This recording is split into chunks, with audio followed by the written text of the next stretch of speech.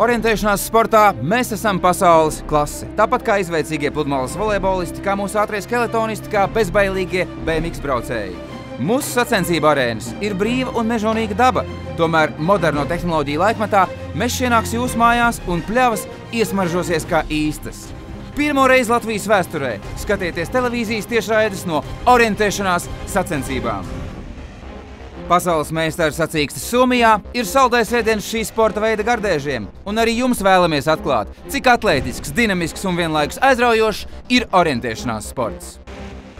Televīzijas kameras sekos sportistiem startā, pavadīs distancē, sagaidīs finišā un atradīs pie kontrolpunktiem meža biezoknī, kur nesniegsies attēls, tur talkā nāks GPS sekošanas sistēma.